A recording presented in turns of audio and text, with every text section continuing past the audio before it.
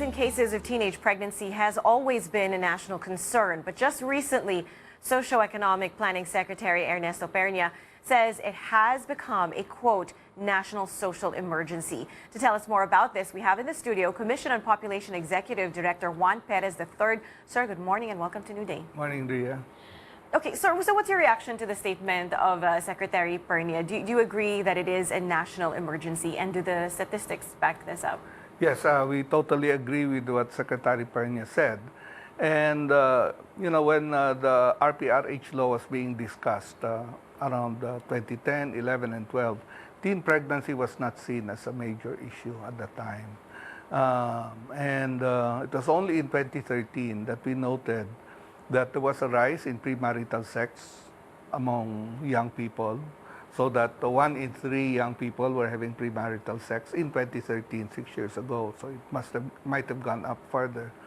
And along with that, when we checked the records, we noted that from 2010 up to 2017, the number of teen pregnancies had stayed above 500 per day. It has not gone down below 500. And it even peaked in 2017 when we had 574 pregnancies per day.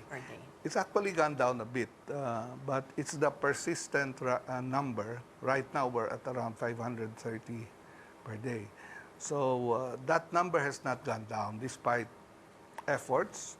And of course, we had a problem with the Supreme Court saying that when it decided on the RPRH law, they said they struck down one section that said a young girl, a minor who has had a child, has had a miscarriage, could access family planning services to prevent another.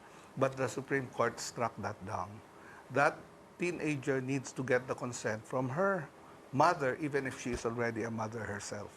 Right. So that has, given us a problem with repeat pregnancies. Right. So let's look at the percentages. You were telling me earlier, 11% of all pregnancies in the country are teenage pregnancies. Yes, right now. That's the case. And the other concern, as you said just now, is the repeat pregnancies, which are at 16%.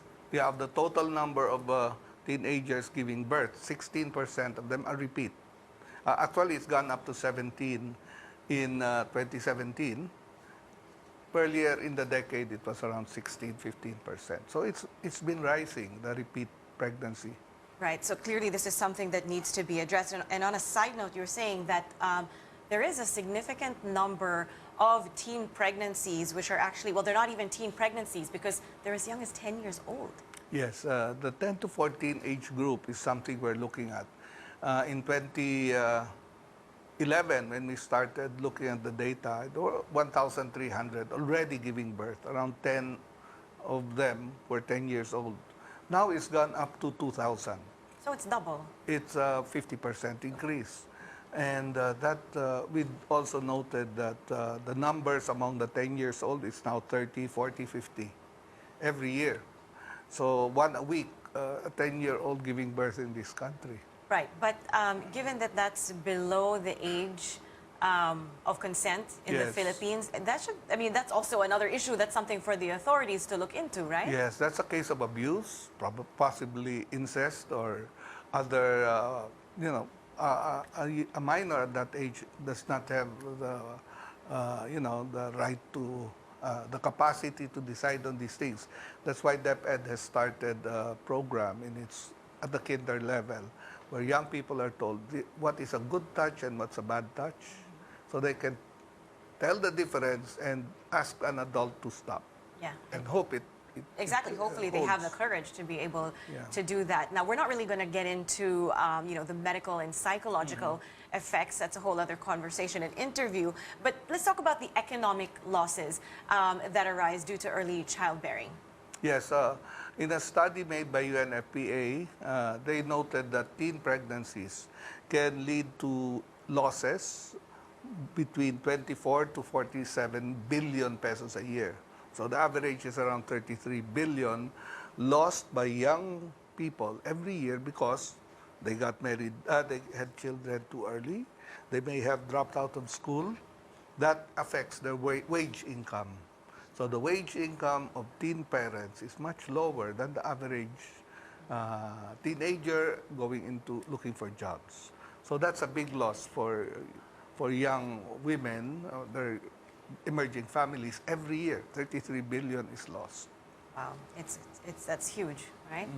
Now, at this point, what can the Population Commission do? Well, what actually is your mandate on this? Yes, we have actually 3 programs. One is on responsible parenthood, family planning, that's for everyone. But we have a particular focus on adult health and development.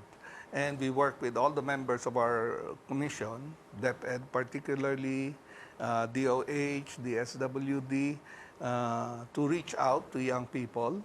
Number one, we're working with DepEd on comprehensive sexuality education. It's been somewhat delayed because it should have been gone in place maybe as early as 2014. But we've had a delay. We'd like to work with DepEd some more so that they will have the resources to really roll it out in a big way, maybe next year.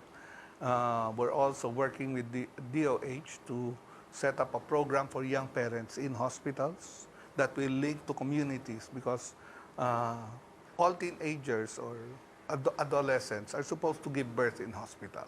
So they're there. The health workers should be able to provide them with this information and then a service if they want to on family planning to prevent a repeat pregnancy. So that's where we can work on preventing repeat pregnancies and make sure the communities, when the young parents come back, yung mga batang ina, they get the support that they can get from their community leaders, from health workers at the municipal or barangay level. So I think it will take, really several agencies working together and basic communities. That's why we're calling it a national social emergency. Yeah, everybody it's is not going just to a have health to help. issue. Yeah. All right. So you, sir, are saying that you do consider it a national emergency? Yes, it should be acted on. And we're working with Secretary Pernia to come up with an executive order to make such a declaration. And then following on that, we hope legislation will be introduced. It was actually introduced in the last session of Congress, but it did not pass the lower house. It passed the Senate, but we need with a more declaration, action. yeah, they might act on it more quickly. All right, thank you so much for your time this morning. We do appreciate it. Commission on Population Executive Director Juan Perez III, maraming salamat.